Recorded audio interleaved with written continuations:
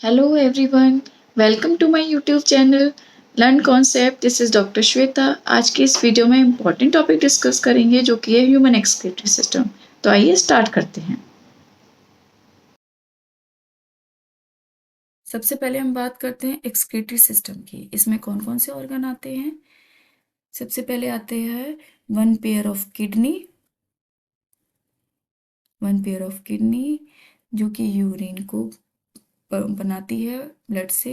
Then one pair of ureter जो कि urine को किडनी से यूरिनरी ब्लैडर में लेके जाता है. फिर आता है यूरिनरी ब्लैडर जो कि यूरिन को टेम्परेरी स्टोर करता है. एंड देन आता है यूरेथ्रा जो कि यूरिन को फाइनली पास आउट करता है. ठीक है. सबसे पहले किडनी जो कि बीन शेप्ड होती है. ये कहाँ प्रेजेंट होती है. लास्ट थोरेसिक से थर्ड लंबर वर्टिब्रा के बीच में प्रेजेंट होती है और एब्डोमिनल कैविटी के डोर्सल इनर वॉल के बहुत ही क्लोज प्रेजेंट होती है. ठीक है. ये होती है 10 to 12 centimetre in length, 5 to 7 centimetre in thickness and average weight is about 120 to 170 gram in adult.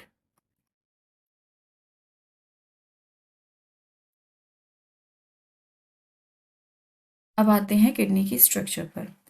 इसकी आउटर कवरिंग को हम बोलते हैं रीनल कैप्सूल और आउटर पार्ट को हम कॉर्टेक्स, इनर पार्ट को हम बोलते हैं मेडुला.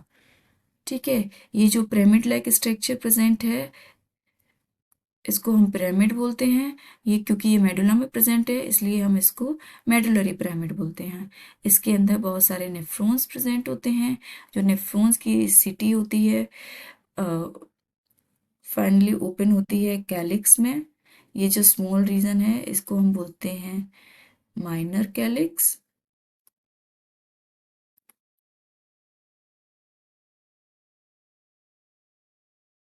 और ये स्मॉल कैलिक्स जो है बहुत ब्रॉड रीजन में ओपन होती है. इसको हम बोलते हैं मेजर कैलिक्स.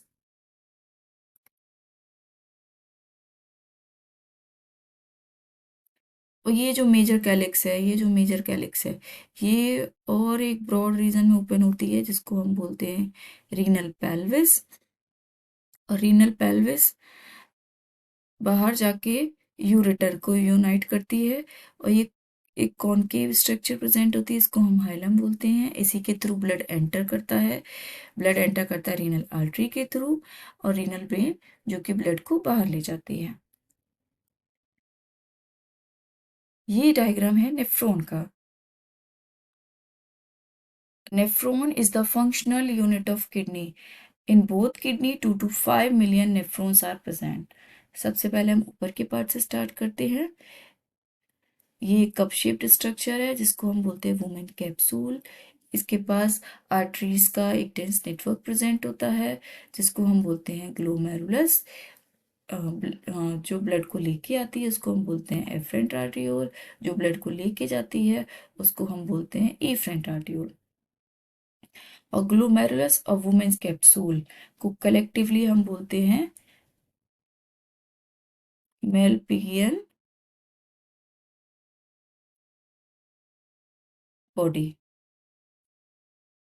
और इसको दूसरा नाम भी है इसका एक, वो क्या है, रीनल कार्पसल्स. Renal corpuscles. तो मेलपिगियन बॉडी के बाद एक कॉइल्ड स्ट्रक्चर प्रेजेंट होती है जिसको हम बोलते हैं प्रॉक्सिमल कन्वोल्यूटेड ट्यूब्यूल या फिर शॉर्ट में हम पीसीटी भी बोल सकते हैं. इसके बाद एक यू शेप्ड स्ट्रक्चर प्रेजेंट होती है जिसको हम बोलते हैं हेनलेज लूप या लूप ऑफ हेनले जो कि फिल्ट्रेट को ऊपर से नीचे की तरफ लेके जाती है. उसको हम बोलते हैं descending limb of loop of Henle. जो फिल्ट्रेट को नीचे से ऊपर की तरफ लेके जाती है उसको हम बोलते हैं ascending limb of loop of Henle. और इस लूप ऑफ हेनले के अराउंड कैपिलरीज का डेंस नेटवर्क प्रेजेंट होगा जिसको हम बोलते हैं वासा रेक्टा. लेकिन ये वासा रेक्टा सभी नेफ्रॉन्स में प्रेजेंट नहीं होता है.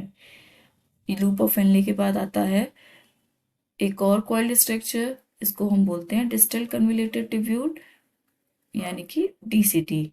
इसको हम डीसीटी क्यों बोलते हैं? क्योंकि ये पहले आता है तो प्रॉक्सिमल कन्वोल्यूटेड ट्यूब्यूल, ये बाद में आता है इसलिए इसका ना डीसीटी पड़ा हुआ है।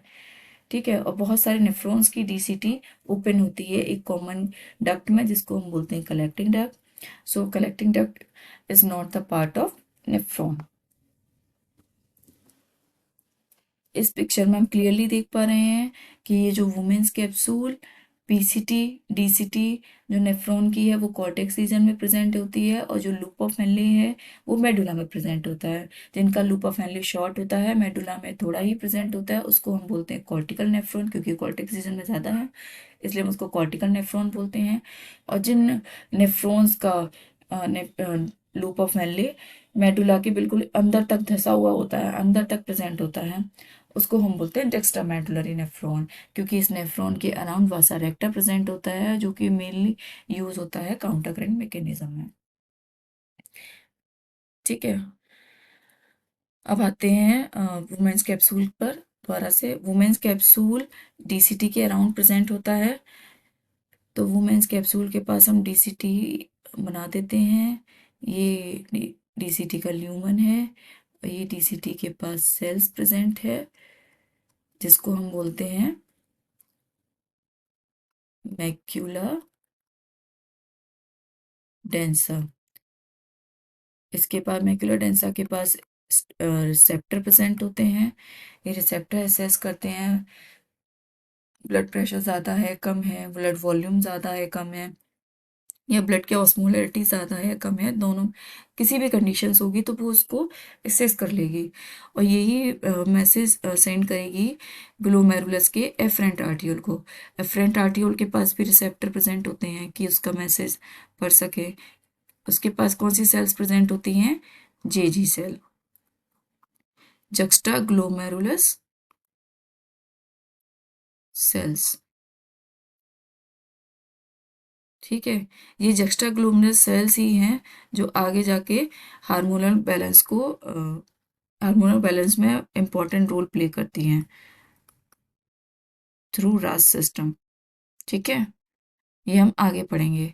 अब मैक्यूला डेंसा जो कि डीसीटी की सेल है, और जक्स्टा ग्लोमेरुलस सेल, इन दोनों को हम कलेक्टिवली, हमने इसको एक नया नाम दिया हुआ है, जक्स्टा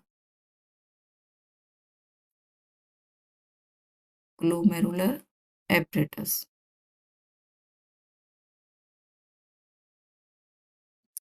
तो बेसिकली हम यही बोलते हैं कि ब्लड प्रेशर ज़्यादा है कम है, या ब्लड वॉल्यूम ज़्यादा है कम है, तो वो जक्स्टाग्लोमेरुलर एपरेटस को स्टिमुलेट करता है। ठीक है, इसको हमने आगे पढ़ा हुआ है। Thank you for watching. I hope आपका एक कॉन्सेप्ट क्लियर हो गया होगा। कमेंट करके ज़रूर बताइए। Bye bye.